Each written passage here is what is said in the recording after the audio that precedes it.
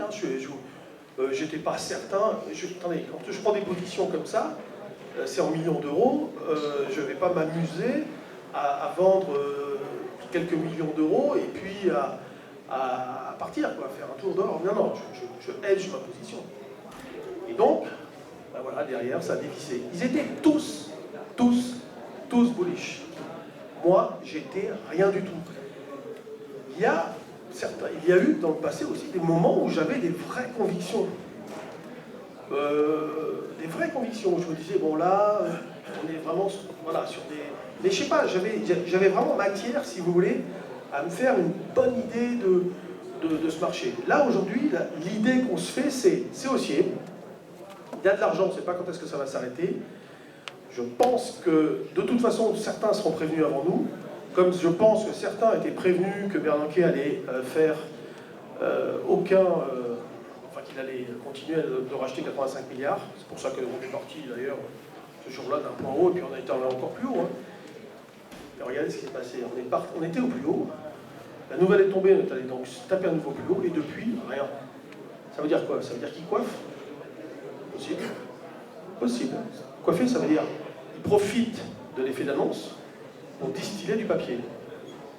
Possible. J'ai envie de dire probable.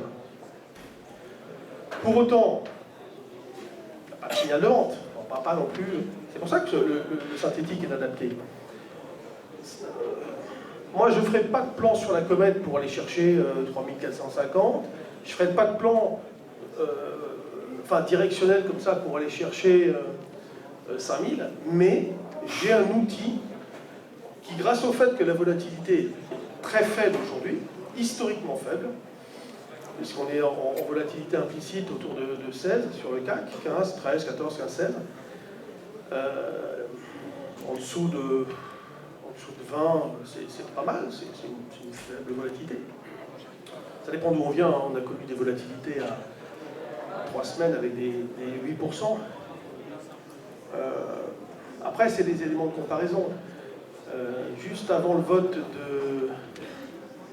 C'est la première fois que je voyais une telle hausse de vol, c'était avec le vote de Maastricht en 1992. On était monté le mercredi à 35, le jeudi à mercredi 35, jeudi 45, vendredi 55, c'est la première fois que ça faisait ça. Vous voyez, c'était une volatilité implicite extrêmement importante, mais c'est parce que les market makers n'avaient pas les moyens encore de fournir le papier autant qu'ils voulaient. Puis après, on est monté avec des vols en pleine crise à des niveaux incalculables, ça ne voulait plus rien dire, 70. Les attentats de Madrid, vous voyez, moi j'ai des repères comme ça, 24 de vol, mais on venait de 12. Alors évidemment, 24, ça faisait beaucoup, mais 24, c'est pas non plus énorme. Avec les attentats de Londres, pareil. Bon, donc aujourd'hui, on a une vol qui est faible. Donc, vous savez, il faut le poser en tant qu'axiome. Alors, c'est comme on pourrait le démontrer, c'est comme un théorème, bien sûr. Mais considérez que c'est un axiome. Basse volatilité, je construis des positions avec des achats d'options. Si vous ne le faites pas, vous allez peut-être gagner, j'en sais rien, mais vous ne gagnerez jamais beaucoup d'argent. Ceux qui gagnent beaucoup d'argent, c'est ceux qui font ça, et uniquement ça. Ne vous faites pas d'illusions, ils n'utilisent pas les mêmes produits que vous, ils ne travaillent pas comme vous. Enfin, je ne sais pas, hein, parmi vous, il y a peut-être des gens qui font ça. Quand je dis vous, c'est ce que j'entends à droite à gauche, quoi, ce que je rencontre souvent, etc. Ils utilisent des produits qui existent, que vous devez connaître. Si vous ne les connaissez pas, vous n'allez rien comprendre. Vous ne comprendrez pas pourquoi le marché il est comme il est. Vous ne comprendrez pas pourquoi parfois on dit on se fout de la direction qu'il va prendre.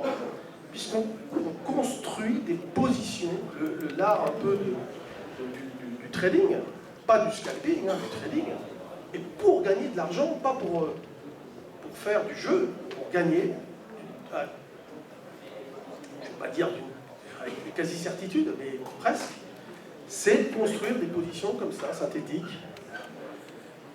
Il y a comme ça que vous allez y arriver, mais ça demande de vous former, de comprendre comment ça fonctionne, etc.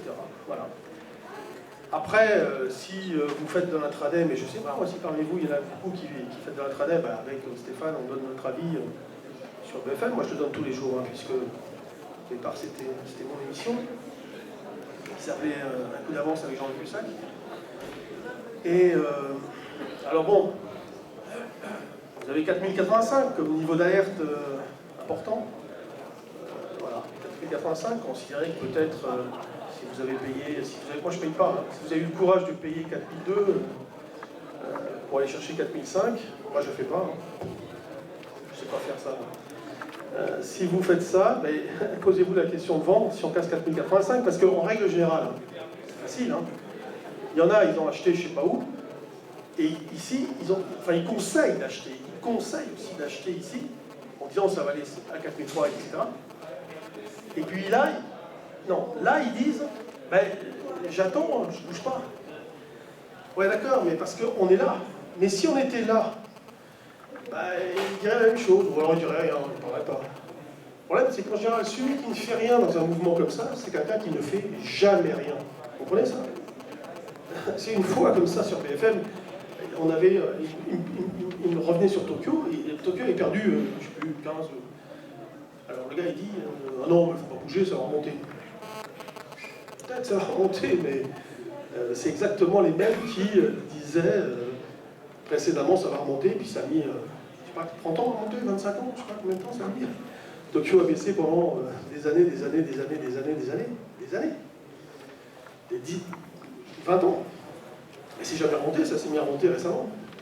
Non, il faut prendre des décisions en bourse. Alors, parfois, c'est relativement clair.